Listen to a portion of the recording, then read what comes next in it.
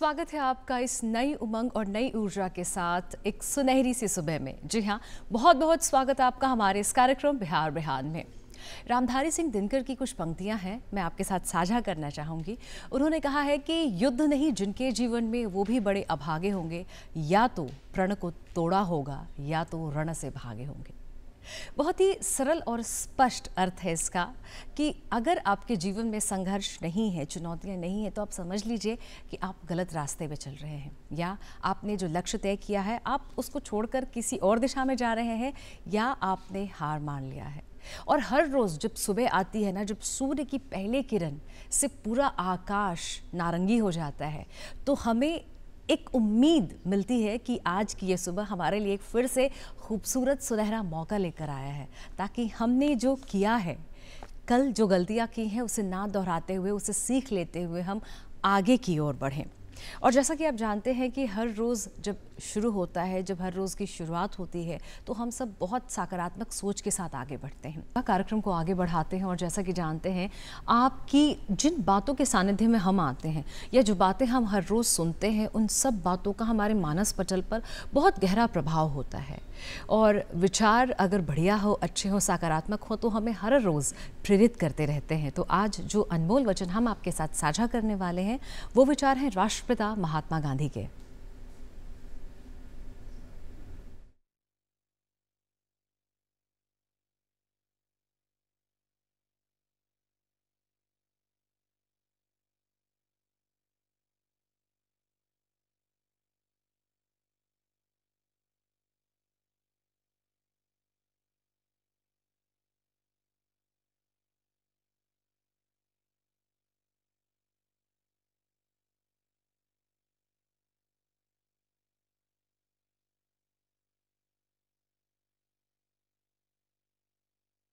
क्योंकि जब खिलाड़ियों की बात आती है तो उनके साथ बात आती है उनकी ट्रेनिंग की, उनकी फिजियोथेरेपी की, उनकी इंजरीज़ की, उनके प्रदर्शन की, बहुत सारी चीज़ें हैं। तो आज हमने अपने स्टूडियो में एक ऐसे ही विशेषज्ञ को बुलाया है जो बताएंगे कि खिलाड़ियों को फिट रखना, यानी उनकी फिटनेस कितनी ज़्यादा ज़रूरी है उनके गेम में अच्छे प्रदर्शन के लिए। हमारे साथ आज स्टूडियो में उपस्थित हैं डॉक्टर BN चतुर्वेदी, जो कि हड्डी एवं नस रोग विशेषज्ञ हैं। NMCH में आप काफ़ी प्रतिष्ठित डॉक्टर हैं और लोग आप पे बहुत ज़्यादा भरोसा करते हैं। अभी हम बात कर रहे थे खेलो इंडिया यूथ गेम्स की। पहले तो आपको बहुत बहुत स्वागत है हमारे इस कार्यक्रम में। धन्यवाद। हम बात कर रहे हैं खेलो इंडिया यूथ गेम्स की, खिलाड़ियों की बात करें, उनकी फिटनेस की बात करें, उनकी फिजियोथेरेपी की बात कर रहे हैं, उनकी प्रदर्शन की बात करें, क्योंकि ये सारी चीज़ें आपस में जुड़ी हुई हैं। हम किसी एक को छोड़ करके खिलाड़ी, एक संपूर्ण खिलाड़ी के का जो प्रदर्शन है उसकी परिकल्पना नहीं कर सकते हैं। हम इसका जिक्र करेंगे, इसके ऊपर बातचीत करेंगे, लेकिन हम आपसे सबसे पहले जानना चाहेंगे कि आपकी यात्रा की जो शुरुआत हुई, डॉक्टर बनने तक का सफ़र कैसे, क्या दिशाएं आई, कैसे मोड़ आए, कैसे आप यहाँ तक आए? सबसे पहले तो आपके दर्शकों को मेरा नमस्कार। और मैं डॉक्टर BN चतुर्वेदी हूँ, NMCH पटना में ऑर्थोपेडिक डिपार्टमेंट में स्पोर्ट्स इंजरी सर्जन हूँ। और ये जैसा आपने पूछा कि करियर का स्टार्ट कैसे हुआ, तो बेसिक एजुकेशंस तो जो हमारे हुए वो गांव में ही हुए। जैसे एक हमारा निक्ति कला गाँव है सिवान में, वहाँ से हुए। और डॉक्टर बनने की परिकल्पना और जो सपना था, वो मेरे दादाजी स्वर्गीय गौतम चतुर्वेदी एक स्कूल टीचर थे, तो वो उन्होंने देखी थी। और मुझे भी इसके तरफ इंक्लिनेशन था, क्योंकि गरीबों की सेवा, और उसमें जैसे जो पेन में हैं, जो सफ़र कर रहे हैं, उनकी सेवा इसमें दिखा हमें, और हमें लगा कि नहीं, ये हमारे लिए बेस्ट करियर होगा। और उसमें मैंने अपना जी जान लगाया। मेरा प्राइमरी जो MBBS एजुकेशन हुआ वो PMCH पटना से हुआ। फिर MS ऑर्थोपेडिक भी मैंने PMCH पटना से की। और स्पोर्ट्स इंजरी और आर्थ्रोस्कोपी में मेरी ट्रेनिंग जो है वो सफदरजंग अस्पताल के जो प्रतिष्ठित स्पोर्ट्स इंजरी सेंटर है, वहाँ से मैंने प्राप्त की। उसके बाद मैं NMCH पटना में आया, और अभी मैं बिहार में अपनी सेवाएं पटना में दे रहा हूँ। जी, काफ़ी लंबा सफ़र रहा आपका अभी तक का, अलग अलग पड़ाव आए, जिसमें आपका एक जो महत्वपूर्ण पड़ाव है वो है कि स्पोर्ट्स पर्सन की फ़िटनेस पे आप लगातार काम करते आए हैं, उन्हें गाइड करते आए, उन्हें बताते आए हैं कि उनके लिए क्या सही है क्या गलत है। और अभी चूँकि खेलो इंडिया यूथ गेम्स होना है, ऐसे में हमारे खिलाड़ियों पर, बिहार के खिलाड़ियों पर, बिहार के हर नागरिक की नज़र होगी कि हम पदक तालिका में कहाँ पे आते हैं, उनका प्रदर्शन कैसा होता है। हम आपसे ये जानना चाहेंगे, खिलाड़ियों के लिए ये जो फिटनेस वर्ड है क्या मायने रखता है और फिटनेस से क्या क्या तात्पर्य है? हाँ, फिटनेस से ऐसा है कि जैसे फिटनेस कोई एक दिन का चीज़ है नहीं, वो रेगुलर आपकी ट्रेनिंग, स्ट्रेंथ ट्रेनिंग पे डिपेंड करता है।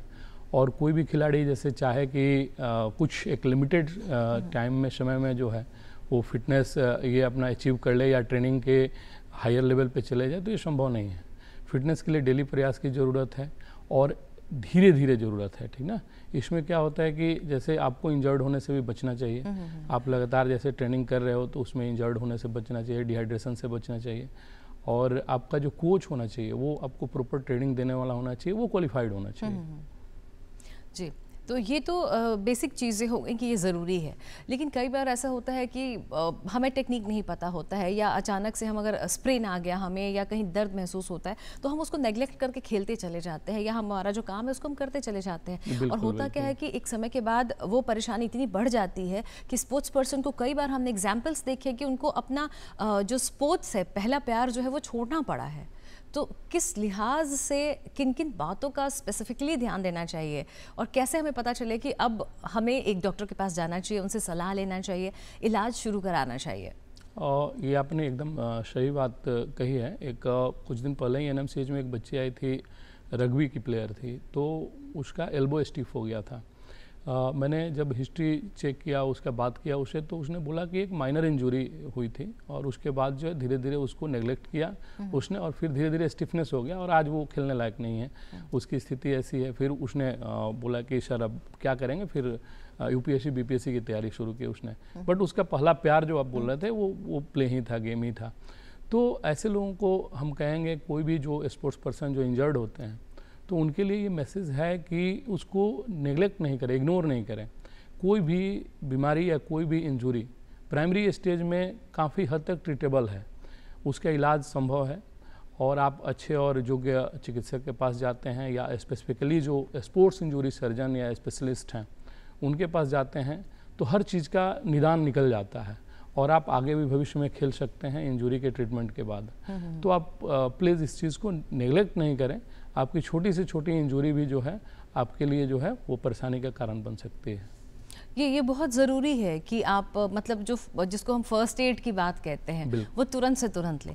तो अगर ऐसे में मान लीजिए कोई बच्चा दौड़ रहा है, उसको स्प्रेन आ जाता है, या हम बैडमिंटन खेल रहे हैं तो अचानक से हमें दर्द महसूस होता है, या जो भी अलग अलग गेम्स हैं तो अलग अलग पॉइंट्स पे प्रेशर पड़ते हैं, तो हमें तकलीफ होती है शुरू में, क्या फर्स्ट एड होना चाहिए? क्योंकि ये बहुत कम लोगों को पता है, क्योंकि कई बार क्या होता है जहाँ आइसिंग करनी होती है वहाँ पे वो गर्म पानी से सेक लगा देते हैं, तो ये छोटी छोटी गलतियाँ उनके लिए परेशानी का सबब बन जाती हैं। तो फर्स्ट एड कैसे हम वो डिफाइन करें कि हमें कब क्या करना है? बिल्कुल, इसमें एक फर्स्ट एड किट तो हर जो स्पोर्ट्स पर्सन है उनके पास होना चाहिए। यदि आप कहीं से स्पॉन्सर्ड हो, उसके थ्रू ना हो, तो कम से कम अपने बैग में तो ये इतना होना चाहिए। जब भी आप प्ले करने जाते हो, गेम में फील्ड में जाते हो, तो एक आइस पैक जरूर होना चाहिए। उससे क्या होता है कि 2 से 3 घंटे तक एक आइस पैक जो है काम लायक होता है। तो आप जब भी इंजर्ड होते हो तो वो आइस पैक का इस्तेमाल एकदम से ज़रूरी है। आप किसी भी एक्यूट कंडीशन में, जैसे तुरंत इंजरी जो हुआ है, उसमें कभी भी गर्म पानी का इस्तेमाल नहीं करना चाहिए। गर्म पानी से टिश्यू की गर्मी और बढ़ती है। जैसे आप कभी भी चोट लगता है तो आप वहाँ महसूस करोगे, फील करोगे कि वो एरिया गर्म हो गया। तो गर्म एरिया को गर्म पानी से सेदने से या उसके सेक करने से वो और ज़्यादा ख़राब होता है, तो टिश्यू जो है डेड होता है। तो इससे आपके मवाद बनने का या घाव बढ़ने के चांसेस रहते हैं। तो कभी भी गर्म आप जहाँ चोट लगा है उसको गर्म पानी की सेकाई नहीं करें, उसको आइस पैकिंग करें, उस एरिया को उठा के रखें, एलिवेट करके रखें, या हाथ या पैर जो भी है उसको उठा के रखें ताकि उसमें सूजन नहीं आए। तीसरा चीज़ है कि कंप्रेशन बैंडेज भी कर सकते हैं, जो आप क्रेप बैंडेज जो आजकल आ रहा है उससे आप कर सकते हैं। तो ये 2-3 बातों का ध्यान रखेंगे तो आपकी इंजरी और ख़राब नहीं होगी, और तब तक आप उसके बाद जो है आपको समय मिल जाएगा अपने चिकित्सक के पास जाके डिस्कस करने का, दिखाने का। बिल्कुल, क्योंकि ये बहुत क्रूशियल टाइम होता है, हमने बचपन से पढ़ा है, जब गोल्डन पीरियड। हाँ बिल्कुल, बचपन से हमने पढ़ा है कि फर्स्ट एड जो है वो कई बार मतलब इतना महत्वपूर्ण साबित हुआ है कि लोगों की जान तक बच गई है। बिल्कुल, बिल्कुल। ये तो चलिए, ये तो हो गई इंजरीज की बात हो गई, but as a physiotherapist, as a doctor, आप खिलाड़ियों को क्या सजेशन देना चाहेंगे उनकी फिजिकल फिटनेस के लिए? खान पान का भी एक बहुत बड़ा महत्व होता है, क्या बिल्कुल। ऐसे तो मेरी स्पेशलिटी फिजियोथेरेपी नहीं है, बट ये एडेड स्पेशलिटी है ऑर्थोपेडिक की। तो as a sports injury specialist और एज ए डॉक्टर मैं सलाह दूंगा अपने दर्शकों को और स्पोर्ट्स प्लेयर्स को कि खान पान आपका जो है कार्बोहाइड्रेट रिच नहीं होना चाहिए। कार्बोहाइड्रेट से आप प्लेग्राउंड में लेज़ी फील करेंगे। ज़्यादा शुगर नहीं लेना चाहिए खेल के पहले। प्रोटीन डाइट आप ज़्यादा लें। विटामिन सी और D3 और कैल्शियम के सप्लीमेंट्स आपको लेने चाहिए। तो इससे क्या होगा कि आपकी फुर्ती बनी रहेगी। और समय समय पर मल्टीविटामिन्स के जो ये होते हैं, कैप्सूल्स होते हैं, वो आप लेंगे तो आपके जो माइक्रो न्यूट्रिएंट्स हैं वो आपके जो हैं वो सही रहेंगे। तो ये ध्यान रखने की ज़रूरत है। बिल्कुल, बॉडी में रिटेन करना इनको बहुत ज़्यादा ज़रूरी हो जाता है। और सबसे बड़ी बात है कि डिहाइड्रेशन से बचना चाहिए। अभी तो गर्मी का भी सीजन है, या किसी भी टाइम में जब आप प्ले करते हो तो बहुत ज़्यादा स्वेट करते हैं और शरीर से पसीना के रूप में पानी निकल जाता है। तो बीच बीच में जो है हाइड्रेटेड होते रहिए, पानी पीते रहिए। बिल्कुल, बहुत ज़रूरी है। छोटी छोटी बातें लेकिन आपके शारीरिक स्वास्थ्य के लिए बहुत ज़्यादा महत्वपूर्ण हो जाते हैं। अब अगर हम अभी की दिनचर्या की बात करें तो काफ़ी अलग है, पहले के परिप्रेक्ष्य में अभी बहुत अलग है। बच्चे और जो बुज़ुर्ग हैं या जो हमारी गर्भवती महिलाएं हैं, उनके साथ बड़ी परेशानी होती है, क्योंकि बच्चे जो हैं अगर उनमें डेफिशिएंसी हो जाती है विटामिन्स की तो फिर उनके बोन्स का स्ट्रक्चर चेंज हो जाता है। बुज़ुर्ग हैं अगर उनमें डेफिशिएंसी हो जाती है किसी चीज़ की तो उनके बोन का स्ट्रक्चर चेंज होता है, उनको चलने फिरने में तकलीफ होती है। और ख़ासकर जो गर्भवती महिलाएं हैं, क्योंकि उस वक्त उनको सबसे ज़्यादा पोषण की ज़रूरत होती है, अगर ध्यान ना रखा जाए सही तरीके से तो वो भी बहुत ज़्यादा परेशानी का सबब बनती है माँ के लिए और जो शिशु है उनके लिए भी। आप उनके लिए क्या कहना चाहेंगे, किस तरीके से ध्यान रखें? क्योंकि अमूमन अभी कुछ दिन पहले की एक रिपोर्ट जब मैं पढ़ रही थी, वहाँ मैंने देखा एक बहुत स्पष्ट लाइन लिखी हुई थी कि अभी जो है 10 में से 7 या 8 लोगों का जब जांच किया जाता है तो पता चलता है कि उनमें विटामिन डी की डेफिशिएंसी है, उनकी जो बोन की डेंसिटी होनी चाहिए वो कम है। तो ये परेशानी आ रही है, आप इस पे क्या कहना चाहेंगे? एग्जैक्टली आपका जो ये है बहुत सही है कि 80 to 90% लोग D3 डिफिशिएंट हैं अभी। तो अभी जैसे कल्चर, वर्क कल्चर भी बदल गया है और रहने के जो मतलब टाउनशिप्स में फ्लैट सिस्टम जो है उसमें लोग शेड में काफ़ी समय तक रहते हैं, तो सनलाइट से भी दूर रहते हैं। तो इस कारण बहुत सारे लोगों को विटामिन डी की डिफिशिएंसी दिख रही है। तो ऐसे लोगों को सप्लीमेंट्स लेने की ज़रूरत है। आप ऐसा नहीं कर सकते हैं कि मैं मेडिसिन नहीं खाऊंगा या फिर मैं सप्लीमेंट, मैं बीमार थोड़े ना हूँ कि मैं मेडिसिन लूँगा। तो ऐसा कुछ नहीं है। आपको कैल्शियम D3 के सप्लीमेंट्स अपने बोन की क्वालिटी को इम्प्रूव करने के लिए समय समय पर लेते रहना चाहिए। मैं तो रिकमेंड करता हूँ अपने पेशेंट्स को या हर किसी को कि साल में 3 महीने आप कैल्शियम और D3 के सप्लीमेंट्स निश्चित रूप से लें, ताकि आपकी हड्डियाँ जो हैं ओल्ड एज में ऑस्टियोपोरोज्ड नहीं हो, कमज़ोर नहीं हो। और दूसरा चीज़ है बच्चों का डिफॉर्मिटी और मदर्स को जो ध्यान देने योग्य बातें हैं। तो बच्चों में पैदाइशी जैसे डिफॉर्मिटी मान लीजिए कि हुआ, वो तो एक अलग लाइन है ट्रीटमेंट का। बट जहाँ तक विटामिन D3 और कैल्शियम की डिफिशिएंसी से जो डिफॉर्मिटीज़ हो सकते हैं उसके बचाव के लिए जो है आपको डे 1 से, जब बच्चा पैदा होता है उसी समय से D3 स्टार्ट हो जाना चाहिए ड्रॉप के रूप में, ताकि बच्चों में रिकेट्स या कोई बोनापन या कोई अन्य डिफॉर्मिटी जो है बोन की बीमारियां नहीं हो। प्रेग्नेंट जो फीमेल्स हैं जिनको या आपका प्रेगनेंसी है तो उन्हें एक सर्टेन लिमिट के बाद यानी कि 3 मंथ्स के बाद जो है कैल्शियम के सप्लीमेंट्स जो है स्टार्ट कर देना चाहिए, ताकि जो होने वाला बच्चा हो या मदर हो वो दोनों वीक ना हो।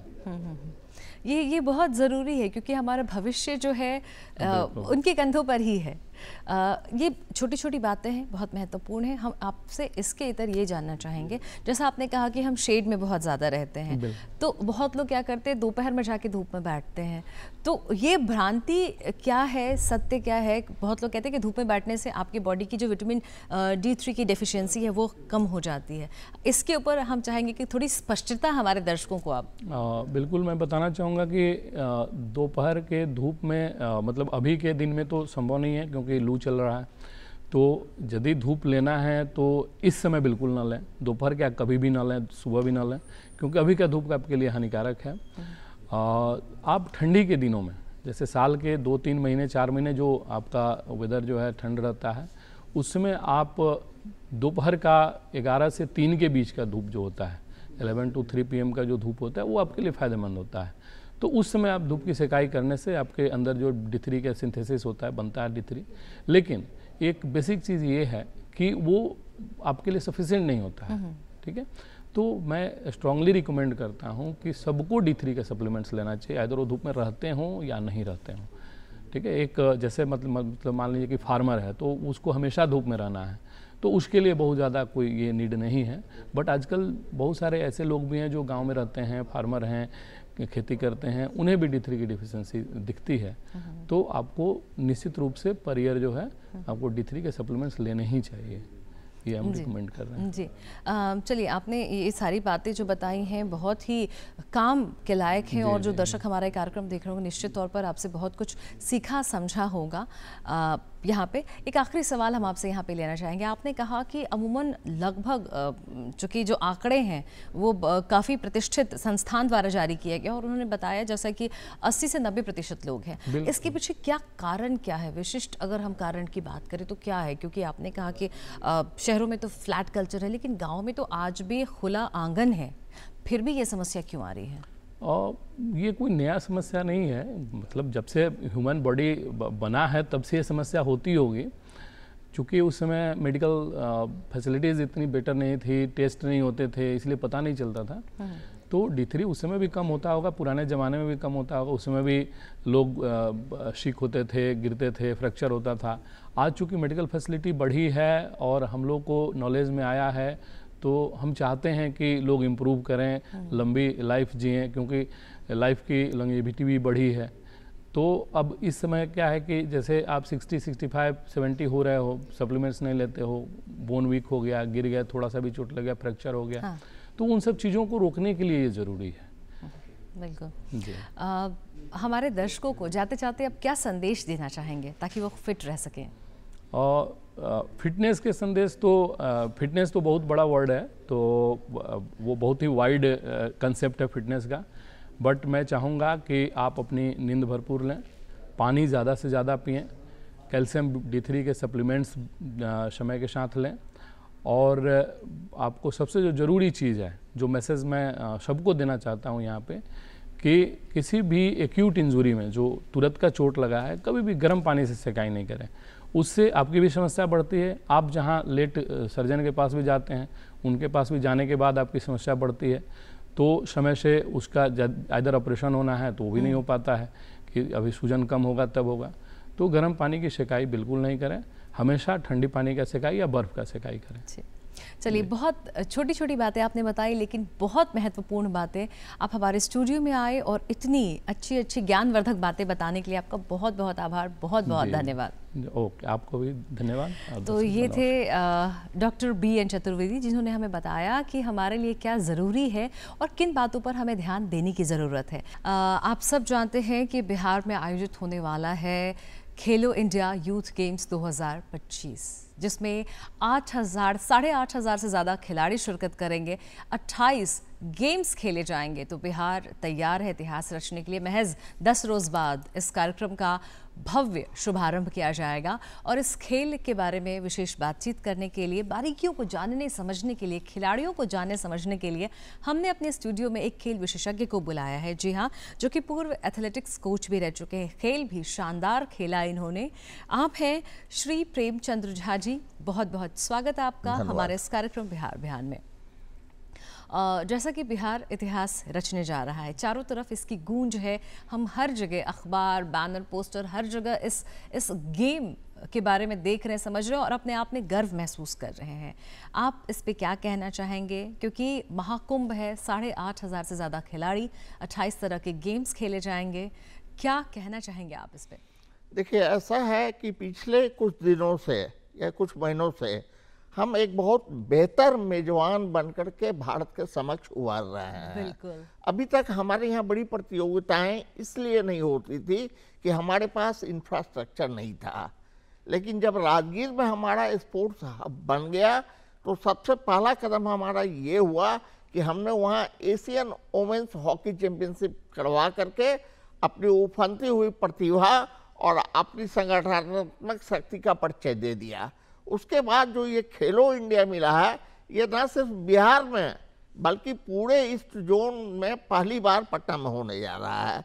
इसलिए ये बिहार के लिए बहुत गौरव की बात है कि इसमें करीब करीब 8,500 खिलाड़ी जो हिंदुस्तान के कई कोने से यहाँ आएंगे, प्लस 150 ऑफिशियल, 10,000 लोगों का जमघट बिहार के 6 जिलों में लगने जा रहा है, जहाँ पर के दर्शकों को कई नई तरह का खेल देखने का भी मौका मिलेगा। खास करके हम गया का बात करेंगे। गया में 3 मार्शल आर्ट गेम रखा गया है। पंजाब का गेम गटका वहीं रखा गया है, मणिपुर का थंगटा वहीं रखा गया है, केरल का मार्शल आर्ट जो मदर ऑफ मार्शल आर्ट बोला जाता है, कड़ियापट्टू, वहीं रखा गया है। तो दर्शकों के लिए बेहद रोमांचित होने वाला है। और दूसरी बात ये, जो इससे एक ऐसा माहौल बनेगा जो हमें आने वाले वर्षों में, जहां आज हम खेल में थोड़ा पीछे हैं, हम आज न कल 5 साल 10 साल के बाद हम केरल, पंजाब, हरियाणा और महाराष्ट्र के करीब भी जाएंगे। क्या बात है। ये बातें जो हैं इतनी आशान्वित करती हैं और जाहिर तौर पर एक बहुत अनूठा अनुभव होगा बिहार के हर नागरिक के लिए इसको सामने से स्पष्ट रूप से देखना। और जैसा कि आपने जिक्र किया कि कई ऐसे खेल भी हम देखेंगे इस बार जो शायद हमने सिर्फ नाम सुना होगा, खेलते हुए नहीं देखा होगा। हो सकता है बहुत लोगों ने नाम भी नहीं सुना होगा। किस तरीके से तैयारियां चल रही हैं, क्या है खिलाड़ियों के लिए, किस रूप में ये गेम्स, जो खेलो इंडिया यूथ गेम्स है, बिहार के खिलाड़ियों के लिए किस रूप में विशेष होगा ये? देखिए, ऐसा है ना कि खेलो इंडिया गेम के बारे में पहले आप समझिए। पहले खेलो इंडिया यूथ गेम्स जो था, ये 2018 तक खेलो इंडिया स्कूल गेम्स था। 2019 में जब इंडियन ओलंपिक एसोसिएशन से इसको जोड़ा गया, तब ये खेलो इंडिया यूथ गेम्स हुआ और 2019 में पहली बार दिल्ली में से आयोजित किया गया। पिछला संस्करण जो था वो चेन्नई में हुआ था, चेन्नई के 5 शहरों में हुआ था और महाराष्ट्र की टीम चैंपियन बनी थी। हम आपको बताना चाहेंगे कि इससे पहले जो 6 बार हुआ है ना, तो 4 बार महाराष्ट्र की टीम चैंपियन बनी है, 2 बार हरियाणा बना है। बिहार की उपस्थिति उतनी दमदार नहीं रही है और पिछला जो चेन्नई में संपन्न हुआ है उसमें हमें सिर्फ 2 गोल्ड, 2 सिल्वर और 1 ब्रोंज मिला था। तो बिहार के खिलाड़ियों को एक बहुत बेहतर स्टेज मिल रहा है, एक बहुत बड़ा एक्सपोजर मिल रहा है, जहां वो बड़े बड़े खिलाड़ियों के साथ compete करेंगे। जरूरी नहीं है कि वो मेडल आज जीत ही जाए, लेकिन ये जो एक्सपोजर उनको मिलेगा ना, वो उनको आने वाले कल में चैंपियन जरूर बनाएगा। तो बिहार के खिलाड़ियों के लिए बड़ा अनूठा अनुभव है। जहां तक आपने तैयारी की बात की है, पूरा सिस्टम हमारा लगा हुआ है। सरकार से लेकर संघ तक अपना सब कुछ झोंक दे रहे हैं कि हमारी मेजबानी ऐसी हो जिसकी चर्चा पूरे हिंदुस्तान में हो। और वैसे भी बोला जाता है कि पदक भले ही हम नहीं बहुत ज़्यादा जीत पाते हैं, लेकिन हमारी मेजबानी बहुत ही उच्च स्तर की होती है और हम एक बहुत ही बेहतर मेजबान हैं। जी, आपने यहाँ पे जिक्र किया कि पदक हम नहीं जीत पाते हैं, लेकिन मेज़बानी हमारी अच्छी होती है। खेल मतलब पदक होता है। खेल में या कोई जीतता है या कोई हारता है। हार से हम बहुत कुछ सीखते हैं, लेकिन जब हम जीतते हैं तो हमारे आसपास जो लोग होते हैं, हमारे राज्य, हमारे शहर, हमारे देश के, सब हमारी उस जीत में अपने आप को देखते हैं। उनकी जीत में हम अपनी खुशी देखते हैं। तो हम आपसे ये जानना चाहेंगे यहाँ पे कि क्यों ऐसा है। ये कहते हुए हमें बड़ा दुख महसूस होता है कि पदक तालिका में हम बहुत अच्छे जगह पे नहीं होते हैं। क्या कारण है? क्या प्रतिभा की कमी है बिहार में? क्या वजह है? देखिए, ऐसा है कि इसका कोई एक कारण बताना बड़ा मुश्किल है। इसके कई कारण हैं। जो हम राष्ट्रीय स्तर पर बहुत अच्छा प्रदर्शन नहीं कर पाते हैं। आप इसको दो भाग में डिवाइड कीजिए, पहला टीम गेम्स, दूसरा इंडिविजुअल गेम्स। टीम गेम्स में हमारी ये स्थिति है कि फुटबॉल हो, वॉलीबॉल हो या कोई भी अन्य टीम गेम हो, टीम गेम में आज तक बिहार जब कंबाइंड भी था, यानी जब झारखंड भी हमारे साथ था, तब भी हम क्वार्टर फाइनल से आगे नहीं जा पाए थे। जहाँ तक इंडिविजुअल गेम्स की आप बात करते हैं, इंडिविजुअल गेम्स में हमारे एथलीट अच्छा करते रहे हैं। एथलेटिक्स में एक जमाने में हम national inter state athletic championship में हम गोल्ड मेडल भी हमारे पास भरपूर गिरा करता था। लेकिन डिवीजन के बाद झारखंड का जो विभाजन हुआ तो खनिज के साथ साथ खिलाड़ी भी उधर चले गए, ये हमें बहुत बड़ा सेटबैक लगा। और दूसरी बात क्या थी ना कि हमारी प्राथमिकताएं जो थी सरकार की ना, वो आज जितना खेल के प्रति है उतना पहले नहीं था। हमारे पास ना तो खेल मैदान आज भी बहुत ज़्यादा है, ना हमारे पास प्रशिक्षक ज़्यादा हैं, और ना हमारे पास उतना इंफ्रास्ट्रक्चर है कि हम हरियाणा महाराष्ट्र से कंप्लीट कर सकें। मैं आपको एक बताना चाहूँगा कि महाराष्ट्र में खेल जो है ना वहाँ के कल्चर से जुड़ा हुआ है। महाराष्ट्र वासियों के लिए खेल उनके जीवन का अभिन्न अंग है। वहाँ स्पोर्ट्स जो है वो स्कैटर्ड है, यानी बिखरा हुआ है, और वहाँ पर कोचिंग सिस्टम इतना स्ट्रांग है कि वहाँ के पुराने प्लेयर्स भी जो हैं वो गांव में भी कोचिंग देते हैं, कॉलेज में भी देते हैं। नतीजा क्या होता है कि महाराष्ट्र चैंपियन बन जाता है। उनका स्पोर्ट्स स्ट्रक्चर जो है वो बहुत अच्छा है। हम आपको बताते चले कि पहले अपने यहाँ खेल मंत्रालय भी नहीं था, अब जाके खेल मंत्रालय बना है, लेकिन अभी तक पिरामिडिकल स्ट्रक्चर जैसा हरियाणा पंजाब में है, जब वैसे हमारे यहाँ बन जाएगा, जब हमारे यहाँ भी ब्लॉक स्पोर्ट्स अफसर होंगे, डिस्ट्रिक्ट स्पोर्ट्स अफसर के अधीन 10-20 कोचेज होंगे, रीजनल स्पोर्ट्स अफसर होंगे, जोनल स्पोर्ट्स अफसर होंगे, डायरेक्टरेट ऑफ होगा। और सबसे इम्पोर्टेंट बड़ी बात है कि बिहार सरकार ने इन्वेस्टमेंट किया है इंफ्रास्ट्रक्चर पर, लेकिन अब जरूरत इस बात की है कि हम कोचिंग में इन्वेस्टमेंट करें। कोचिंग हमारा आज भी हमारे यहाँ कोचेज की बड़ी कमी है, गांव का बच्चा को कोचिंग नहीं मिल पाता है। और हरियाणा की एक पॉलिसी जो बड़ी बेहतरीन है ना, वो है क्या कि उनके बच्चे जब जीतते हैं नेशनल में मेडल्स वगैरह ना, तो वो गोल्ड पर 3 लाख देते हैं, सिल्वर पर 2 लाख देते हैं, प्रोत्साहन राशि। तो ये प्रोत्साहन राशि जो होता है ना, वहाँ के बच्चे अपने डाइट पर लगाते हैं। तो अभी बिहार में जो सबसे ज़्यादा जरूरी है वो जरूरी है कि कोचिंग पर हम जोर दें, और ये एकेडमिक्स खुलना चाहिए। राजगीर में सिर्फ एक एकेडमी है, जरूरी है कि बिहार में कम से कम 20 एकेडमी डिफरेंट जगह खोला जाए। बिल्कुल, जब तक एकेडमी नहीं खुला। एक चीज और, हमारे यहाँ कॉलेज में यूनिवर्सिटी में गेम नहीं हो रहा है।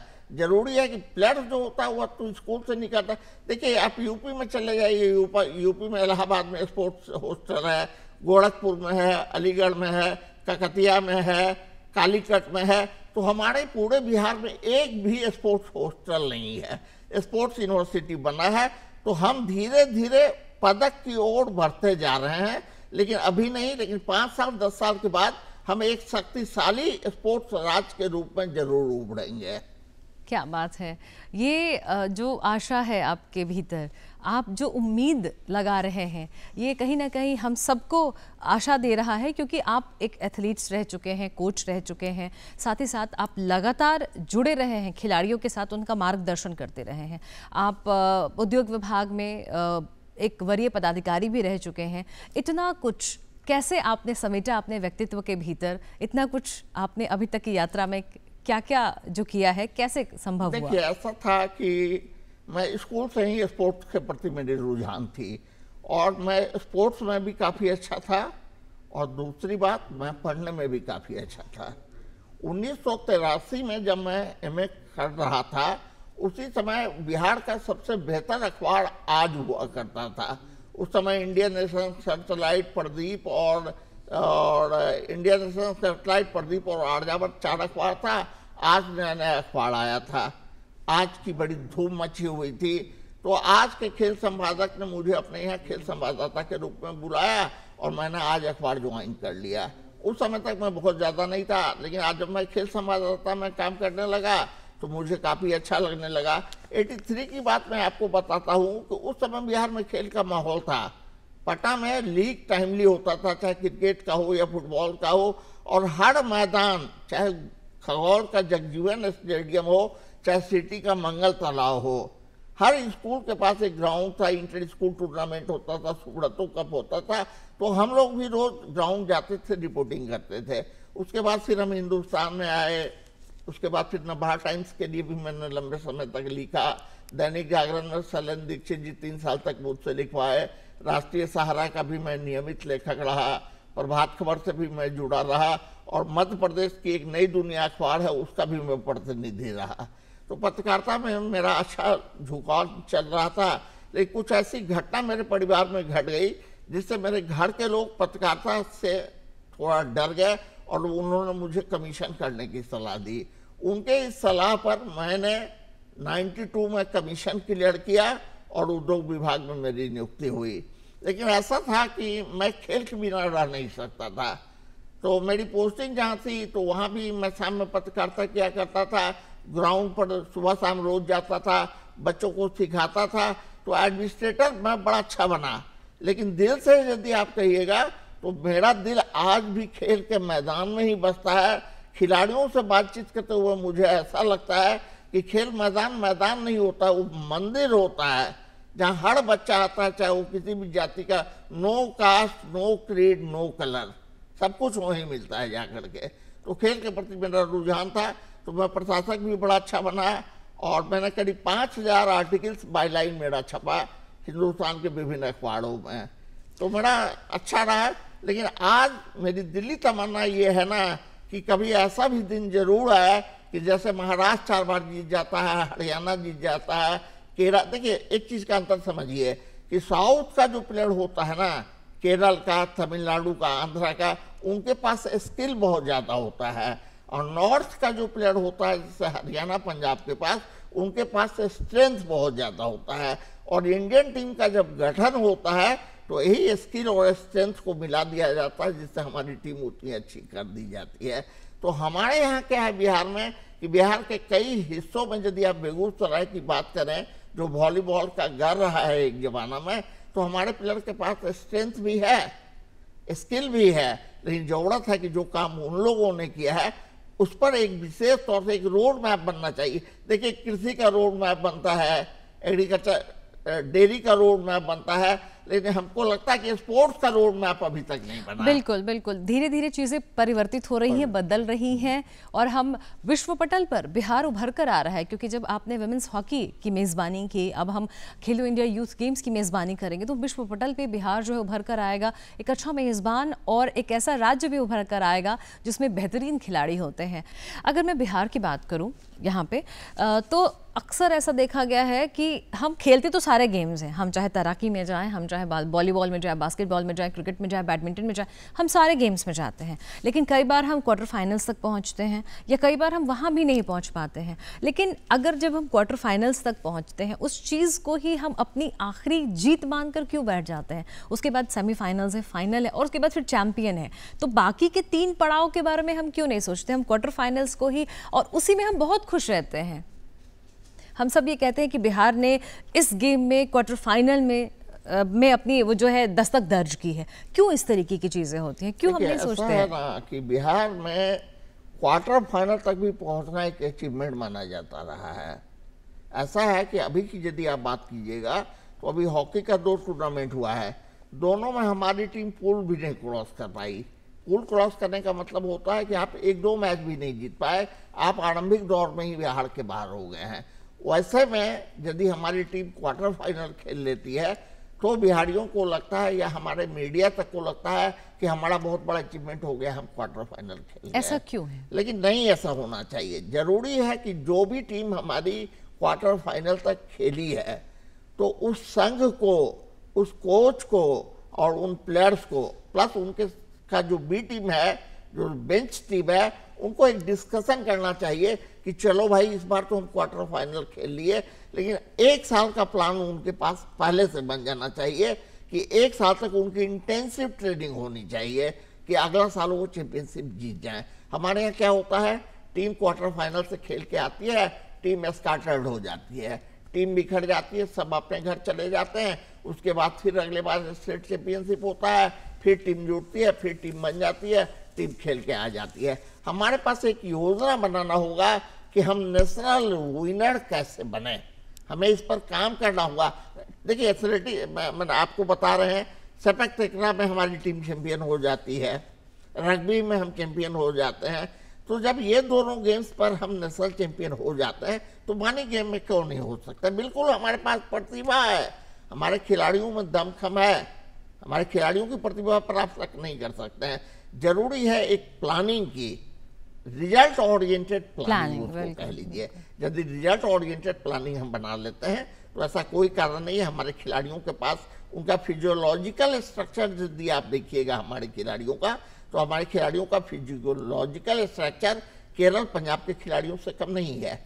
साथ ही साथ जहाँ तक आप बोलते हैं जीतने की भूख, तो जीतने की भूख भी है। जरूरी है कि एक और रिजल्ट ओरिएंटेड प्लानिंग बनाया जाए, और यदि ऐसा प्लानिंग बन जाता है तो वो दिन दूर नहीं क्या हम बनेंगे चैंपियन। बिल्कुल, एक रिजल्ट ओरिएंटेड एटमॉस्फेयर देना बहुत ज़रूरी होती है। एटमॉस्फेयर का मतलब अच्छा खान पान, अच्छा कोच, खेलने के लिए अच्छा मैदान और फिर सही प्लेटफॉर्म। ये बहुत ज़रूरी चीज़ें हैं जो चाहिए कि हमारे खिलाड़ियों को मिले। हालांकि अब बहुत तस्वीर बदल रही है, धीरे धीरे हमारे खिलाड़ी जो है अब सामने आ रहे हैं। यहाँ के बच्चों के अंदर भी अब खेल के प्रति, या जो कहें जो अभिभावक हैं उनके अंदर भी खेल के प्रति जो है वो जिज्ञासा जाग रही है कि हम अपने बच्चों को भी गेम्स में आगे बढ़ाएं। ये तो बात हो गई कि मतलब क्या है बिहार की, लेकिन अगर मैं बिहार के भूगोल की बात करूँ तो बिहार का भूगोल जो है बड़ा विचित्र है। कहीं नदियां हैं, कहीं पहाड़ हैं, तो कहीं सिर्फ मैदान है। तो नदियां हैं तो तैराक निकल के आएंगे, पहाड़ है तो वहाँ पे जाहिर तौर पर आपका फिजिकल स्ट्रेंथ बहुत ज़्यादा होता है। अगर मैदान है, तराई है तो वहाँ धावक अच्छे होंगे। तो ये सारी चीज़ें हैं, मतलब area wise, area specific games भी कुछ होते हैं। तो बिहार में नदियां हैं, हम देखते हैं कि छोटे छोटे बच्चे 8 साल 7 साल के बच्चे कितनी ऊंची छलांग मारते हैं नदियों में और कितनी खूबसूरती से तैरते हुए बाहर निकल आते हैं। हमने ये कई बार वीडियो में देखा है, सामने से भी देखते हैं, गंगा जी में बिल्कुल कई बार हम ऐसे देखते हैं। जब स्विमिंग डाइविंग होती है, कितना शानदार डाइव करते हैं और स्विमिंग कितना बढ़िया करते हैं। तो क्यों हम एक बेहतरीन स्विमिंग चैंपियन क्यों नहीं हो सकता है बिहार? नहीं, आपका ये सवाल सही है। हम आपको इस पर थोड़ा बताएंगे कि 1982 में जब एशियन गेम्स भारत में दूसरी बार हुआ था, पहला बार 1951 में हुआ था, उसके बाद 1982 में दूसरा एशियन गेम्स हुआ। उसके बाद भारत में स्पोर्ट्स को एक निश्चित फ्रेमवर्क बनाने के लिए स्पोर्ट्स अथॉरिटी ऑफ इंडिया की स्थापना की गई थी। उसमें कई प्रोग्राम चले, स्पेशल एरिया गेम्स, अभी आप जिसका बात कर रही हैं स्पेशल एरिया गेम्स, SPDA, कई चले। तो स्पेशल एरिया गेम्स का मतलब ही होता है, जैसे आप गंगा जी की बात कर रही हैं ना, तो गंगा जी साइड में जो भी बच्चे हमारे मिलते हैं उनको उस स्पेशल एरिया गेम्स का बच्चे मिलकर उन प्लेयर्स को हमें सेलेक्ट करना चाहिए। वो भी 8-10 साल की उम्र में, ज़्यादा उम्र में नहीं, 8-10 साल की उम्र में यदि आप उन बच्चों को ले लेंगे और उनकी ट्रेनिंग कराएंगे, ट्रेनिंग का पीरियड आइडल माना जाता है 10,000 घंटा।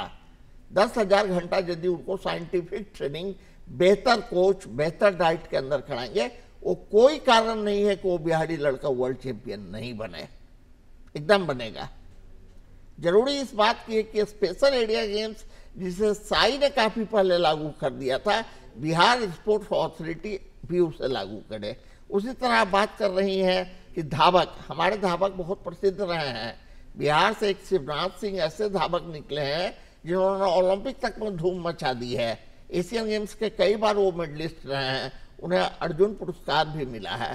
तो रनिंग इवेंट तो उसके बाद बुधवा उड़ाव अपने यहाँ से बहुत बढ़िया धावक निकले हैं, सुधीर कुमार बहुत बढ़िया धावक निकले हैं, केशवर साहू बढ़िया धावक निकले हैं, शीतला बख्शा सिंह अच्छे रहे। तो बिहार में आज भी एथलेटिक्स में है चांसेज, एथलेटिक्स में आज भी हम मेडल फंसा ही देते हैं। तो वही बात जो आप बोल रही है ना, तो मेरा एक झुकाव सुझाव है आपने बड़ा अच्छा सवाल उठाया कि हमारी मिट्टी ऐसी है, हमारे यहाँ पहाड़ है, हमारे यहाँ नदी है। तो जरूरी है कि जहाँ मिट्टी है वहाँ धावकों की खोज की जाए, जहाँ पानी है वहाँ तैराकों की खोज की जाए। और इसको भी स्पेशल एरिया गेम्स के अंदर जोग्राफिकली किस गेम के लिए कौन सा लड़का हमें चाहिए, ये सरकार यदि सेलेक्ट कर लेती है तो वो दिन दूर नहीं है कि हमारे बच्चे भी अच्छा करेंगे। बिल्कुल, वो दिन दूर नहीं, हमारे बच्चे अच्छा कर रहे हैं और आगे भी करेंगे। आप हमारे दर्शकों को जो हमारा कार्यक्रम देख रहे हैं, जो खिलाड़ी हैं हमारा कार्यक्रम देख रहे हैं, आप उन्हें क्या संदेश देना चाहेंगे, क्या कहना चाहेंगे? प्लेयर्स के लिए एक ही चीज़ बोलना चाहेंगे, 4 लाइन में हम अपनी बात रख देते हैं। उनको समझ लेना चाहिए कि लाख दलदल हो पाँव जमाए रखिए, लाख दलदल हो पाँव जमाए रखिए, हाथ खाली ही सही सजदे में उठाए रखिए। कौन कहता है चलनी में पानी रुक नहीं सकता, बर्फ बनने तक हौसला बनाए रखिए। क्या बात है, क्या बात है। मतलब उम्मीद जगाए रखिए और लगातार संघर्ष करते रहिए। इससे बेहतर तो और कुछ हो ही नहीं सकता है, क्योंकि जब आप संघर्ष करते रहते हैं तो आपको पता होता है कि आपकी खामियां कहाँ हैं, आपको कहाँ सुधारना है। और जब कई बार लोग कहते हैं ना कि अरे वो तो हार गया, हार में भी जीत का रहस्य छुपा होता है, क्योंकि आपको पता होता है कि आपने कहाँ गलती की है, अब आपको कहाँ से फिर से एक बार शुरू करना है, किस चीज़ को सही करना है, किस चीज़ को रेक्टिफाई करना है। और खिलाड़ियों के लिए क्या संदेश आप देना चाहेंगे? खिलाड़ी के लिए भी यही कहना चाहेंगे ना, खिलाड़ी के लिए बस 2 लाइन ही कहना चाहेंगे कि अभी तो इस परिंदे की उड़ान बाकी है, अभी तो इस परिंदे की उड़ान बाकी है, अभी तो इस बाज का इम्तिहान बाकी है, अभी अभी तो इसने लांधा है समुद्रों को, अभी तो पूरा आसमान बाकी है। क्या बात है, बहुत बहुत आभार आपका इतनी शानदार बातचीत करने के लिए। आपकी जो बातें हैं, आपकी जो प्रेरणादायी लाइंस आपने यहाँ पे कहीं, जाहिर तौर पर हमारे खिलाड़ियों के भीतर में जोश भरेंगी। आपका बहुत बहुत आभार, बहुत बहुत धन्यवाद हमारे इस कार्यक्रम में आने के लिए। तो हम बहुत ज़्यादा आशान्वित हैं, उत्साहित हैं और बहुत ही सकारात्मकता के साथ आगे बढ़ रहे हैं, क्योंकि 4 दिन बाद खेलो इंडिया यूथ गेम्स 2025 का आगाज़ होगा बिहार में। तो हमारे जितने भी खिलाड़ी हैं उन्हें बहुत सारी शुभकामनाएं, बेहतरीन तैयारी करें और बिहार को गौरवान्वित करें। और दर्शकों, मुझे पता है कि आपको हमारा ये जो कार्यक्रम है बिहार बिहान, वो बहुत पसंद आता है, क्योंकि आपके जो ईमेल्स हैं और ख़त हैं वो लगातार हम तक पहुँचते रहते हैं। तो आगे भी ये सिलसिला जारी रखिए, और सिलसिला जारी रखने के लिए आपको नोट करना होगा हमारा पता। तो फटाफट से हमारा पता नोट कर लीजिए। हमारा पता है बिहार बिहान, दूरदर्शन केंद्र, फ्रेजर रोड, पटना 800001। हमारा ईमेल एड्रेस है directorddkpatna@gmail.com। तो हमें आपके ख़तों का बेसब्री से इंतज़ार रहता है, तो सिलसिला जो है बरकरार रखिएगा। आज के इस अंक में बिहार बिहान में फ़िलहाल इतना ही। कल हम फिर मिलेंगे एक नए मेहमान के साथ और बहुत सारी बातचीत के साथ। तब तक के लिए मुझे दीजिए इजाज़त। नमस्कार।